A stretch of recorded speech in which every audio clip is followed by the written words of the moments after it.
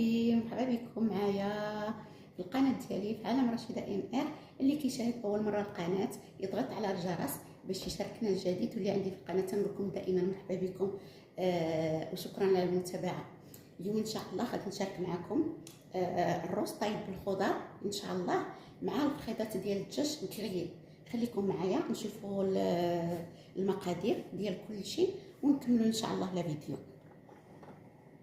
الوغ بالنسبه للخضيره اللي عندي بصيله وعندي خيزو، عندي الكرهان، وعندي فلفله حمراء وفلفله خضراء، شامبينيون. المهم اللي متوجد اللي عندكم تقدروا ديروا شامبينيون. عندي واحد شويه ديال البروكولي غادي ناخذ منه شويه باش نديروا النيت مع الرز، وشويه غنخليه بيان سور بوحده. وعندي واحد طريفات ديال الدجاج اللي هكا اللي غادي نقطعهم حتى هما مع الرز. وعندي بيان سور الفخيدات من بعد نوريهم لكم اللي غنديرهم كريي في الفران. الوغ بالنسبه لهاد التويمه اللي عندي هنايا اللي كتشوفوا عندي، هذه غادي نشغل بها الفخيدات ديال الدجاج. ابخي نوريها لكم. الوغ دابا اللي غادي ندير ان شاء الله هي غادي نصبغ الخضيره، غادي نقطعها ونديرها تشحر في المقيله كومسا باش عاد نشرمل الفخيدات ديال الدجاج ان شاء الله. المهم الخضره اللي عندكم، انا بحال اللي قلت لكم الخضره اللي عندكم تقدروا ديروها. المهم كيجي داك الروز طايب زوين خفيف وزوين وفيه الخضر. وتا وليداتكم الا ما كانوش كياكلوا الخضره تقدروا ديروها لهم في الرز بيان سور تيبغيو ياكلوه ويقدروا ياكلوا معاه خضيره، كيجيو زوينين. والدجاج كنديروا انا كريين في الفران. المهم اللي عنده اللي بغى يديرو كريي في الفران يديرو، اللي بغى يطيبوه في مقيله يطيبوه، كل واحد شنو بغى. المهم غير المهم هي على الطريقه او على الوصفه. ديك الساعات الواحد كيتفنن كيف ما بغى. هادشي اللي كاين. المهم الشامبينيو الا كان عندكم حاضر ديروه، ما كان شيء ديروا الشامبينيو ديال العلبه. الا ما كان الشامبينيو ديال العلبه ماشي ولا بدا. الخضيره كلها الا دخلتوها في الرز راها مزيانه للدراري. انا كيعجبني ندخل هاد الخضيره هكا في الرز، كلها اصلا كتجي زوينه.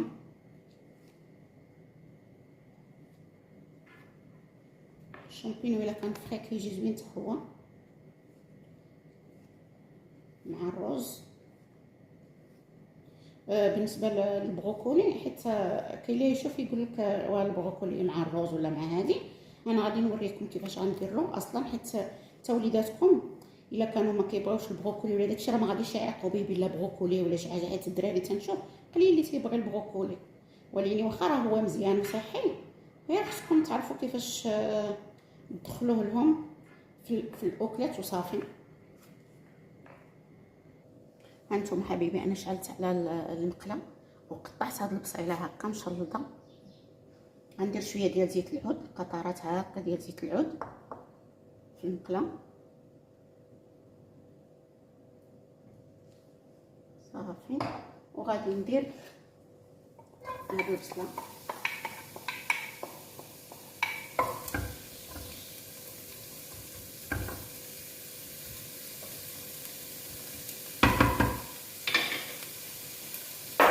غنخليها تشحر. انا نقطع الخضيره ديالي الاخرى ومن بعد نضيف شي علاش صافي. من بعد ما خليت داك البصيلات تشحر، ناخذ هاد الطريفات الدجاج اللي قلت لكم غادي نقطعهم طريفات صغيورين، واخا هما راهم مقطعين ولينا غادي نزيد نصغرهم على هاد الشكل.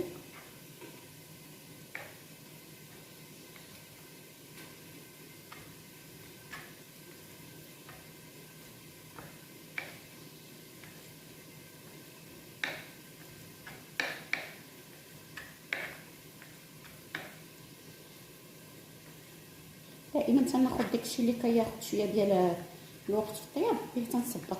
مثلا درت البصله غادي نزيد معاها خيزو، ومن بعد غادي نزيد الدجاج يتشحروا. نتوما على هاد الشكل.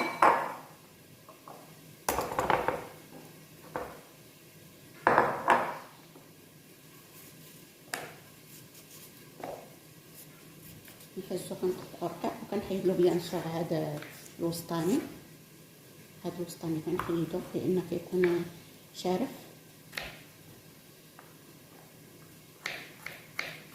لان هادشي غيتشحر غير في المقله، ما غيطيب لا في كوكوط ولا حتى شي حاجه.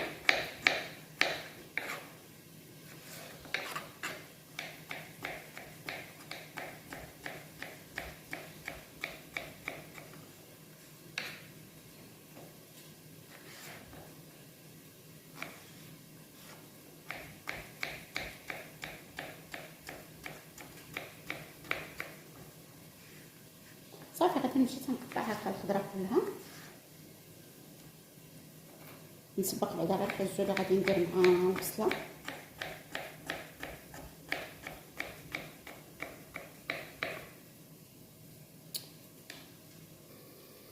المهم راني قصت الطماط وهي دارت ماشي مشكل.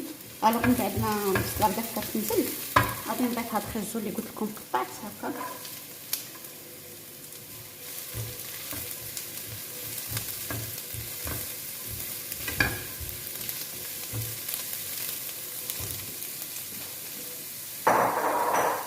وغنضيف حتى هاد الدجاج.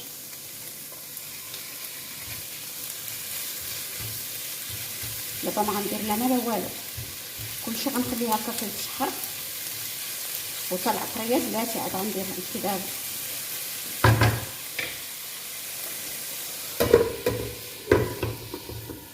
صافي نكمل عاوتاني التقطيع ديال الخضره الاخرى. صافي حبايبي، صافي دابا غادي نبدا في داك الخضيره الاخرى. هذه الفلفلات قطعتهم وهذه القرع.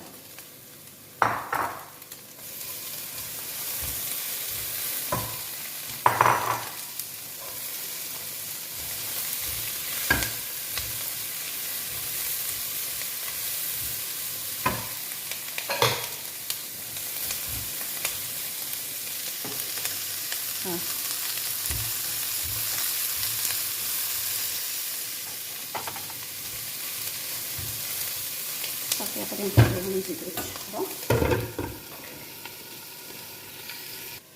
صافي بالنسبه للشامبينو حتى هو قطعته على هذا الشكل. بالنسبه للبروكولي خديت جوج طريقات غسلتهم هكا، غادي نقطعهم حتى هما رقيقين بحال اللي قلت لكم، ما خصهمش يجيو باينين. بالنسبه لوليداتكم اللي متيبغوش هذا البروكولي، اما الا بغيتو تخليوه يبان ماشي مشكل.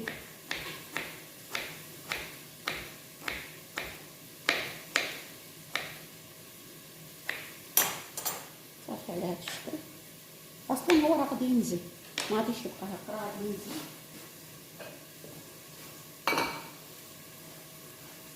البروكولي والشامبينيون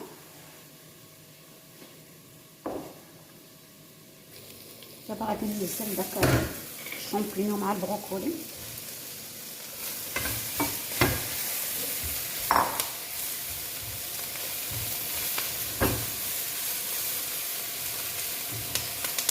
غادي نزيد شويه ديال زيت العود،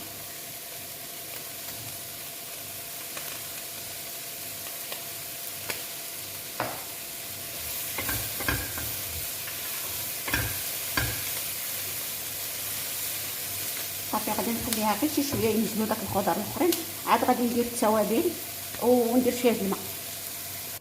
صافي يا حبايبي بعد ما نزلوا ليا داك الخضره كلها نزلات، نقص شويه على البوطه. الوغ غادي ندير دابا التوابل، نزيد معاها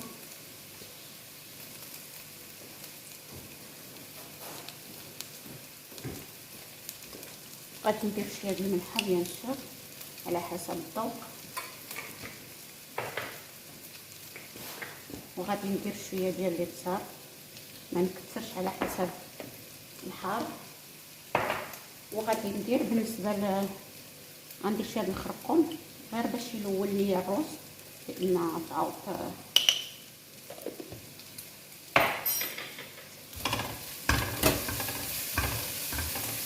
صافي. دابا غادي ندير كاس ديال الماء دافئ، ندير شويه ديال البصله بودر، بصله بودر تعطي واحد المذاق زوين.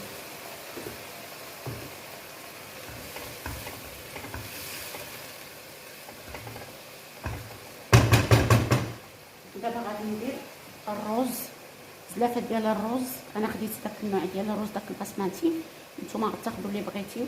ها هو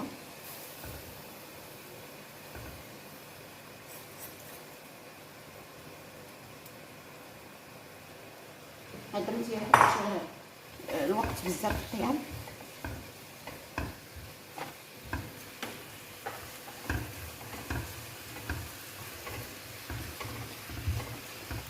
تنزيد لكم باش تشوفوا كيفاش كيجي المنظر.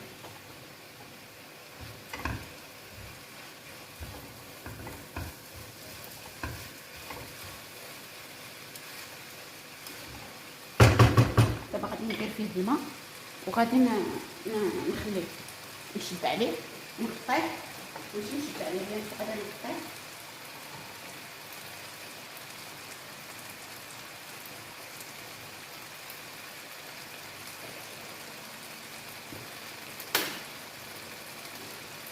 خديت الماء سخون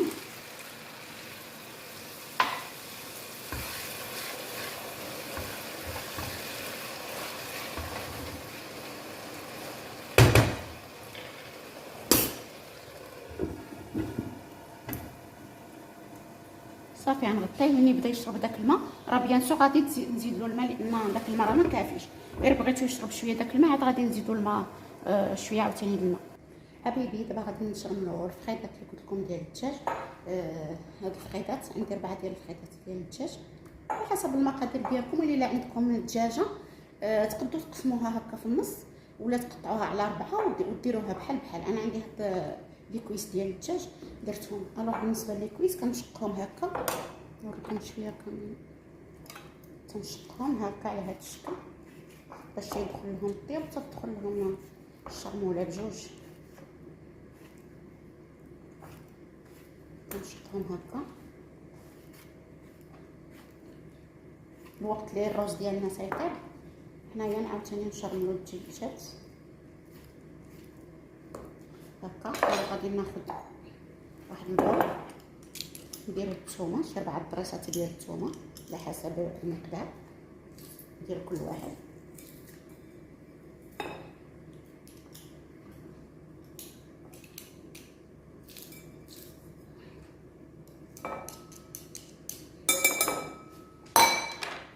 بالنسبه للتوابل غادي ندير شويه ديال الابزار،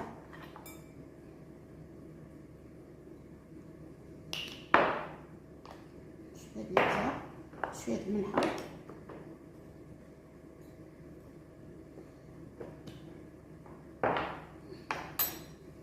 غادي ندير شويه ديال الثومه بودر، ماشي الثومه البصله عفوا، البصله غبره.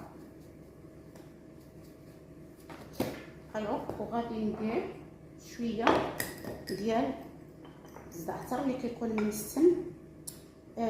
هو من السن، المهم هو نشري هكا الزعتر، نشري هكا من السن. كيصلح للدجاج، كيصلح البيتزا، كيصلح لي بروشيت، كيصلح هاد المسائل. المهم عندكم التوابل ديال الدجاج ديروهم. الا ما عندكمش ماشي ولا بد. الا عندكم بحال هاد الشكل ديال الزعتر ديروا. الا كتحبوا الزعتره ديروا الزعتره. ندير شويه ديال زيت العود لان هي اللي باش تجمع ليا داك التوابل. صافي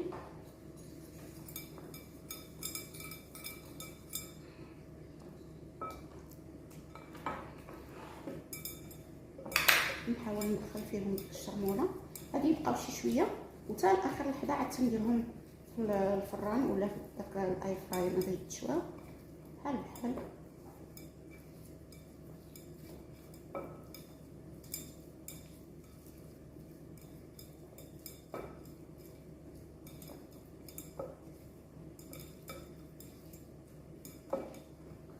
صافي على هاد الشكل نخليهم يشربوا شرموله بلاتي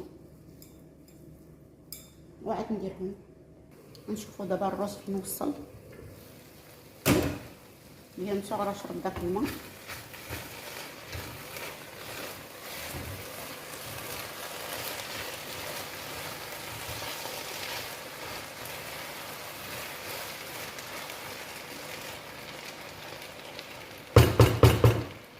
غادي ندير له الماء. باش يطيب مزيان. دابا غادي نعوم عليه الماء.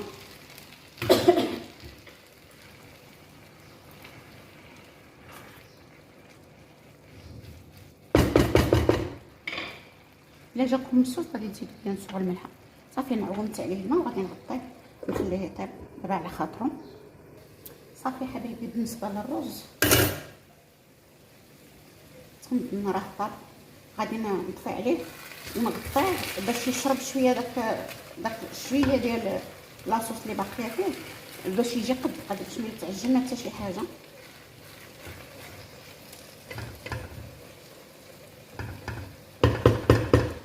بقى شي شويه ناقص، ولكن غادي نغطي عليه، غادي نطفي عليه ونغطيه باش يشرب داك لاصوص اللي بقات فيه كونصا باش يجي هو هذاك.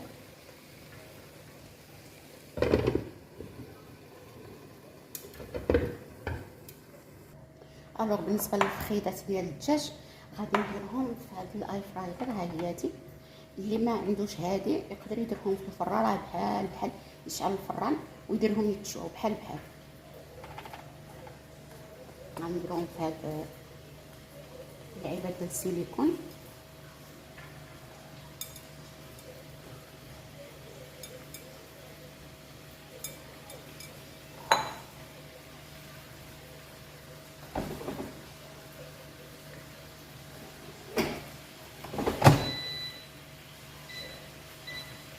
صافي نديرهم في البلايصات ديال الدجاج ونخليهم كيتشواو على خاطرهم.